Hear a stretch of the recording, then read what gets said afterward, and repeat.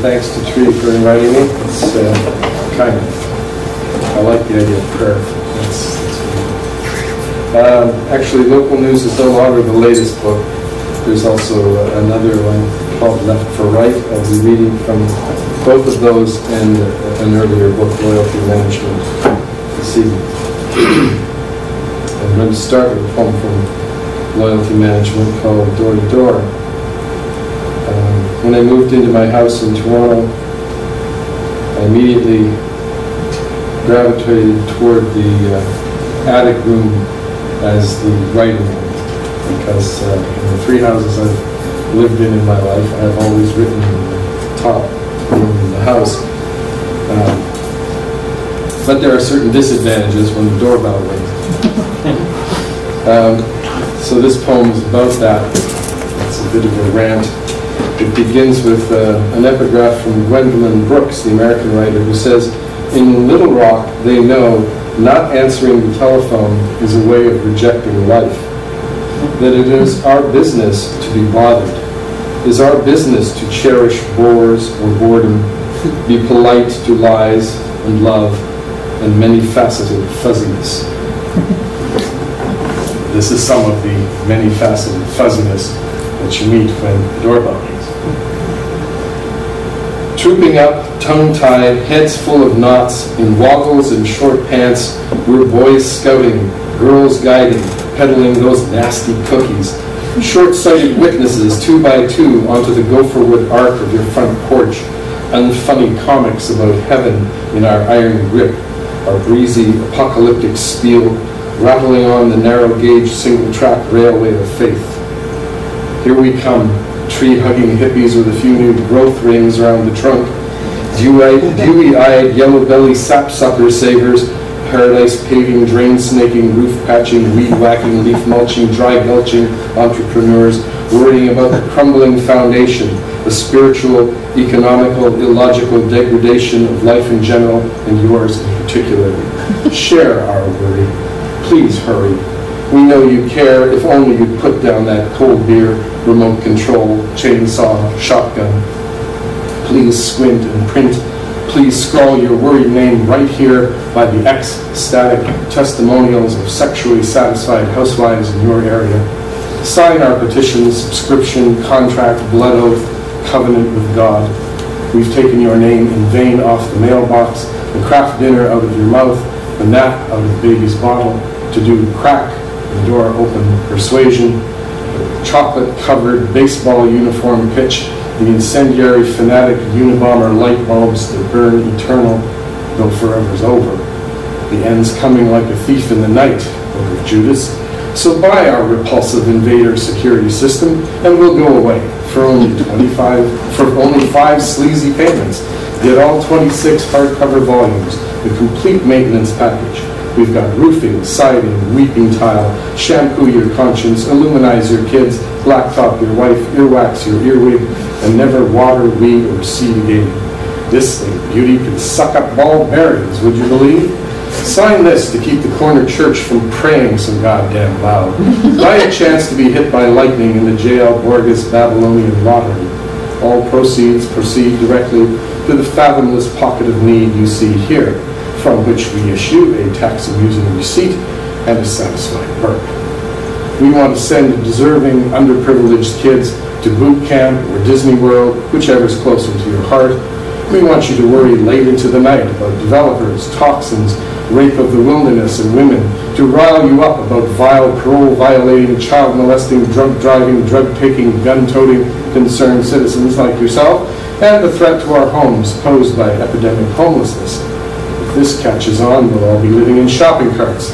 Got to nip it in the bud, catch it while we can, get in on the ground floor, keep our shoulders to the wheel, noses to the grindstone, pedal to the metal, ear to the ground, foot in the door, raise it with the ministry, put a bug in their ear, put it on the ballot, take it to the tallest court in the land. We're short 100,000 signatures. Can we have 5 minutes of your precious time? It won't take a second. It's our annual canvass for corduroy roads, our march for the legless, our camp out for shut-ins, our prayer group for atheists, our laryngectomy sing-along, Our dance for death benefits, give blood or money, raise cane or awareness, win rights for lefties, increase government fondling, longer money, shorter sweat. We've got slogans, buttons, ribbons of every hue and cry, an entire semiotic ethical shorthand. Your name appears on the voters list, on washroom walls, on roll-up yonder. Your John Hancock, John Henry, John Doe, Joe Blow goes here, John Q. Citizen. It's a scandal, a crime, the chance of a lifetime, an offer you can't refuse. It's the future of your children. We stand firm against oncoming traffic, the rising cost of alcohol, loose dogs and morals. We encourage screaming in the Houses of Parliament to ask why welfare, why daycare, why one-legged cancer patients, why not the military, why not the banks, why our only hope should be to consume our way out of recession and into planetary devastation. It's clear-cut. If we don't cut out our clear-cutting, no one will spot the spotted owl. Soon we'll be unspotting spotted owls, and spotting only unspotted owls in uncleared spots. And will the bottom line be uppermost in your mind? How are you this evening, neighbor? Are you the lady of the house, the lake, the harbor, the immaculate conception, a landed alien citizen, registered voter, rented homeowner, your daddy's girl, your mother's pride and joy, the only English-speaking adult in this 12-block area? Aren't you concerned about recent shocking developments on the periphery of your peripheral vision? Sorry, can we call back at a more inconvenient time? Let us leave you some literature that tells you everything you never asked to know about us. We are mothers against fathers, sisters against brothers, twins against cloning, children against parenthood, go-getters against stop signs, money grubbers against chicken feed, chickens against Colonel Saunders, sports against news, nudists against weather, English against French, against Jerry Lewis, against telephones, against violence, against women, against patriarchy, anarchy, malarkey. We've cornered the market on self-righteous indignation. It's you and me against the world, and every man for himself. Wild-eyed flotsam and jetsam against the sweeping tide of history. We're grouches against Marxism, Reds against bullfighting, Dykes against flooding, Chinese against checkers, abacus makers against the computer, spiders against the World Wide Web. We're the buck-naked sons of freedom, the corseted daughters of the American Revolution, the children of Howdy Doody, Bridget Bardot, and Marshall McLuhan. Where lively cranks have been shafted, a passionate laurel and foolhardy army, a footsore public splinterist group of stammering missionaries. Have you seen our position on sex in public schools? With no advertising budget, we need your help to ban beauty in the eye of the beholder and smoking wherever there's fire. Help install speed bumps on the road to the new society. Forgive us for sponging your time, your attention, your lousy $10. Forgive us for presuming to the perennial pesky democracy of door-to-door.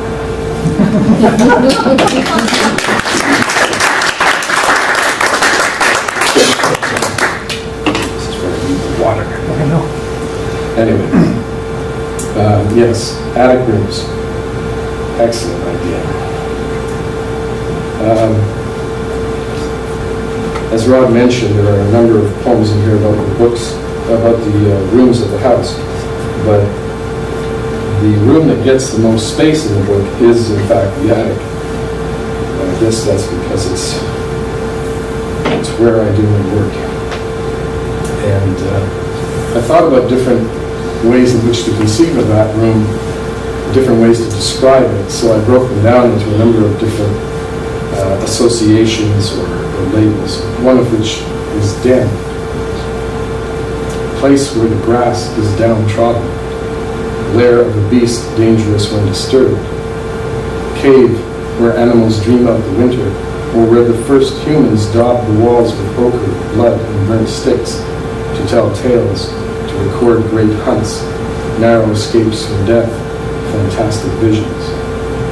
The cozy, book-lined, leather-chaired sanctuary of the sherry-sipping class, but equally the disreputable hole of the poor, the addicted, the criminal, the den of thieves, opium den of iniquity.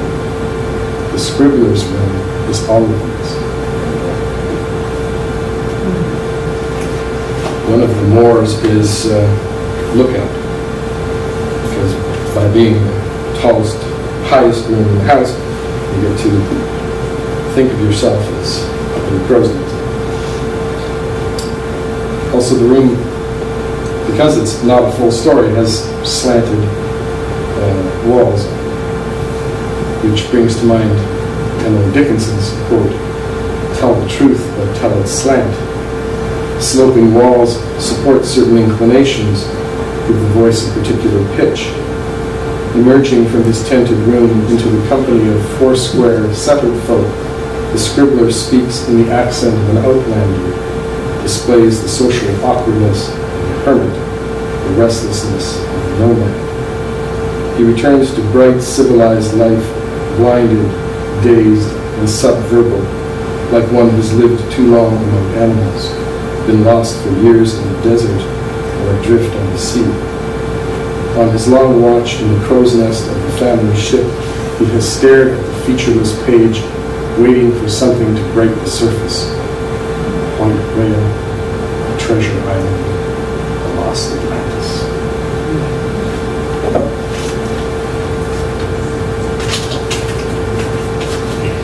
I don't like to script these presentations too closely. I like to stay open to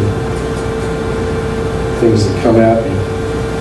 There was a fellow on the train behind me who was wearing a fox jacket, so it occurred to me that I might want to share with you this poem, longish, very longish, prose poem, called Fox and Not Fox. Every year, our country celebrates the legend of Fox. There are paintings of Fox, books about Fox, vacant cartoon pictures of Fox for children to fill with bright color. In a movie, an actor pretends to be Fox. He smiles like Fox, waves like Fox, runs like Fox, reenacting the tale of his epic journey. Today they have told my daughter the legend of Fox, how he fell into the trap of suffering and lost a leg in its jaws. How he saw a vision of the end of suffering and called upon the gods to make it so. How he limped to the edge of the Eastern Ocean and with great ceremony dipped in his lost leg and set himself the heroic task, saying, "I will run across the land, across the rocky ground of the swamp, through the forests and over the prairies and the mountains to the Western Ocean, so that the gods will be moved, their stony hearts broken with pity. No one else will lose a leg as I have. I will not stop until the gods promise me this." His followers led him. They lured him with the scent of food, with the promise of rest, with sympathy for his loss. Fox ran after them all day, every day, hopping on his lost leg, and at evening he went to ground. At first no one saw him. He was not noticed. He was only a tiny figure in a great wide land, hopping alongside its ditches and up its hills. But the longer he ran, the more others came to know of him. He came to them in their dream time, on their cave walls. As he ran, faster travelers recognized him by his wild hair and the hitch in his gait as he hopped. They made noises to cheer him on. They yelled and waved and smiled. Charity overtook them and they threw coins. They heard of his vow and wanted to help. They would be home first. They would be home long before him. But Fox didn't care. Fox ran on. He was young and strong. He could run through rain, through fog and sun and snow. He missed his leg. He was hurting where his leg used to be. His lost leg became larger and larger, became powerful, became mythic. He was in pain. He ran on, pursued. He was running west toward the setting sun. Finally, the unseen seized him. He had glimpsed it out of the corner of his eye, in the swamps, in the shadows of dusk. He had heard it in the howl of the wind, and felt it in the bite of the snow. All along, it had been with him, hidden like a secret inside him. It had been with him every step of the way, stealing his blood, stealing his breath, stealing the food from his mouth. While he ran west, it ran too, stronger than he, never sleeping. It sat now on his chest in the night and said, "I have beaten you. You cannot outrun me." "No," said Fox, "I am not beaten. But the next day, Fox told his followers to carry him home. People everywhere heard him weeping. People everywhere tasted the salt of his tears in their daily bread. People ached in their bones for Fox, sorrowed in their hearts for Fox. With every breath, people whispered his name. When Fox reached home, people called him hero. When he died, they vowed never to forget him. When she learns the legend of Fox, my daughter runs around the field in his name. He was not a quitter, she says. Her teachers use him as a lesson to prod the children forward. A gold coin nailed to the masthead, a selfless character in morality play. He runs in bronze forever now on his Via Dolorosa. He will never die again. His martyrdom is perfect. They do not teach her about not Fox, who followed the trail of Fox and did not die. He too lost a leg. He ran through rain and wind over prairies and mountains and reached the Western Ocean. But he has no legend of his own. His achievement is whispered away, poor shadow. No one runs in his name. There is no celebration in his honor. He has no followers. He has not done the heroic thing and died. He too was young, and squandered the legacy of love that might have been extended to one who followed in the footsteps of Fox. Not Fox is forgotten. Children do not praise him from sea to sea. He is the dark runner, surly, unfavored, unloved.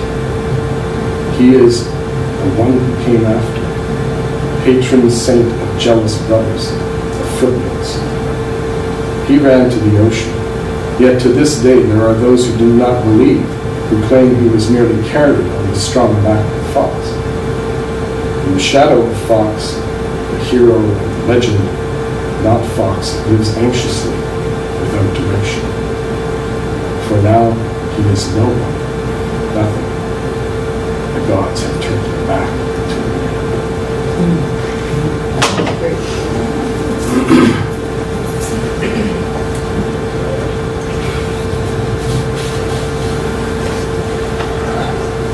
One of the sections of the local news is a section on the neighborhood shops in the area that I live in. When I moved into the neighborhood, a lot of these shops were sort of moribund, and that made them interesting for me in a number of ways. One of the things that struck me was the signage of these shops. Some of them seem to be in business, and others seem not to be in business, and others seem somewhere halfway between the two. This waning entrepreneurial enthusiasm is reflected in storefronts that haven't been painted in decades. Decoratively festooned with cobwebs and layered in dust, the red and yellow cardboard sale signs have lost their once hysterical enthusiasm and have grayed into the generic streetscape. They might as well read store for all the attention they attract now. Confusing all but the regular customer, shops often bear 3 or 4 different names, and proprietors lacking the energy to take down the signage of previous owners. So an establishment may display a schizophrenic identity, being at once the Moonlight Laundry, Stella's Confectionery, Corner Video, and Al's Convenience. Criminals have fewer aliases. Hand-lettered signs full of misspellings, illogic, and ambiguous communication are commonplace. The all-day breakfast is available until 10 a.m. The appliance store specializes in all makes and models. The tailor, fittingly, has a 3-bedroom suit for rent. The hardware store, bristling with rakes and hoes, announces the upcoming Boy Scout manure sale. The grocery's announcement that this safe is alarmed seems to invite me to join your I'm a little anxious myself. While the notice, we will be close from 11 a.m. to 3 p.m. may further heighten the paranoia of the sensitive reader. One of the most intriguing of the stores on that strip is one whose real purpose I never actually understood. It's since closed and the fellows moved to a different neighborhood. But I always refer to his place as the sawdust shop. Defined in the hand-lettered royal we solely by what it does not. We do not sell furniture. We do not cut wood for people. We do not make change for the bus. We is a knotted, gnarled man who on sunny days takes the air in front of the shop with his improbable fluffy dog, a scrap creature apparently made from frayed rope and floor sweepings. There is an empty chair, don't sit down, next to the empty bookshelves. This is not a public library. The wood-shaving dog yaps away potential customers interested in what? Piles of sawdust, bookshelves and cabinets not for sale, empty tobacco tins on the shelves. Wee's lungs are slowly filling with cellulose. He's becoming a tree again. His hat, a bird's nest. The rough bark of perpetual annoyance is his stock and trade. With time on his hands, he carries on a wooden and silent dialogue with his neighbors through his forest of crabby signs. Have a nice day, but not here. No public phone. No public washroom. As if documenting some progressive dementia, he continually adds new prohibitions in pencil to warnings already seared into the wood. No boosters, drug pushers, or rubberneckers wanted. We do not buy hot goods. He's tired of all these peckerheads. Don't ask him the time of day. This ain't information. He's a materialist, with little curiosity about man or God. He's already built his own pine box. If he wakes in heaven in front of Jesus Christ, his only question will be, what does the H stand for? Oddly enough, one sign, fallen flat and buried in a pile of shavings, displays what was presumably the shop's original name, Pine with Ray. But this failed ray of sunshine has apparently long forgotten that he once inadvertently invited others to share his private lawn for better days.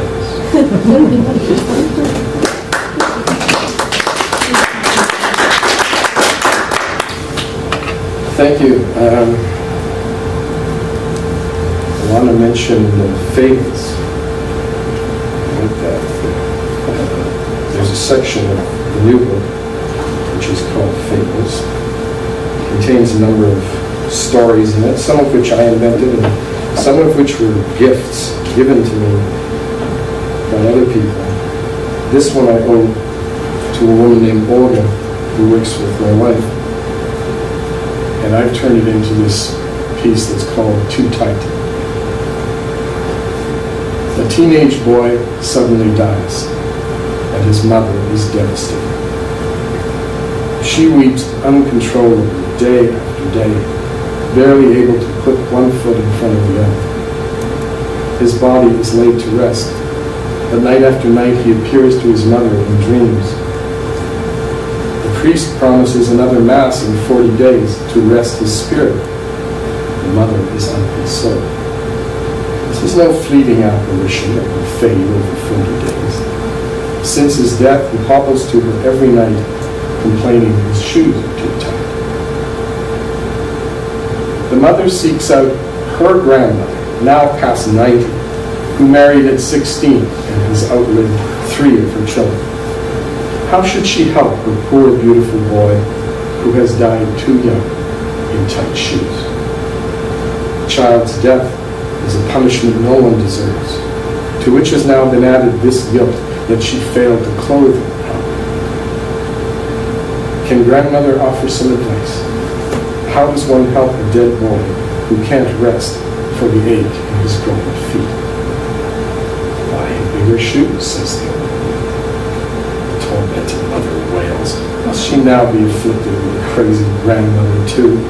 How will he wear them, she protests. Doesn't matter, says grandmother. and to another boy, someone his age, whose feet they will fit. So the mother buys shoes, good ones, a size bigger than those he was buried in, and the pinch of this unfitting death eases a little for them all.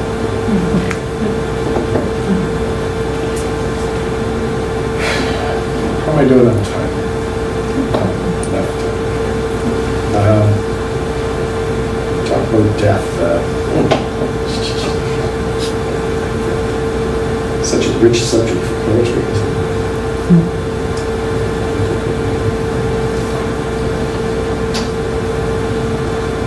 My mother is still alive. She's not dead. She's past 90. And I have to contemplate the possibility of living without her. And I thought about her phone number when I wrote this piece called My Mother's Number. She's had it since long distance first wormed its way into families. Like the speed of light, my mother's phone number is a constant of the universe. Today, her great-granddaughter can touch one button on a cell and summon in an eye blink the same homely digits that seem to take minutes to rotary. The numerals have grown larger as her sight dims, but the sequence itself has endured unchanged through wars, floods, divorces, births, deaths. She's moved within and outside her neighborhood, seen her children scattered to the far reaches of a vast, cold country, but this one string of numbers forever ties them together. In the movie Pi, a Kabbalistic formula for determining the name of God is mistaken for the key to making fortunes in the stock market. 453-4074 has that sort of potency for me. When my mother dies, a black hole will open in the point pages. The phone company will retire her number, raising it to the rafters on a jersey wider than Gretzky's, as her children, their children, and their children's children weep at center ice, because now none of us can ever phone home again.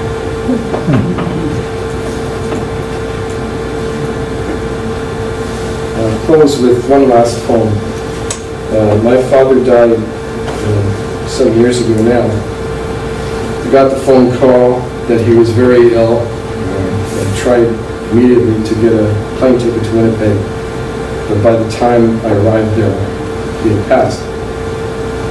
And I regretted that I didn't have a chance to see him one last time. But this poem really isn't about my father, it's about a dog. It's about a dog that my friend Jan owned, and she left him with us when she went traveling. And I wrote this poem shortly after the death of my father about the dog. The poem is called Old Dog. We don't have a dog, but we sit this one now and then. Arthritic, afraid of thunder, it tortures him to climb stairs. Spends most of his day on another level. From the third floor, I hear his chain jingle. The sky's gone dark. The first weak drops hit the pane. Then the hard click of nails, more rattle of chain as he hauls himself up to my room. The shakes take him over. He hangs on, lonely and scared. Are you going to die? I ask. No response. Can't bear any more death just now. I sing softly, touch his shoulder. His dandelion fur comes loose in my hand. As the storm passes over, I whisper the threadbare comforts I never unpacked. It's all right. Don't worry. I'm here. You rest now.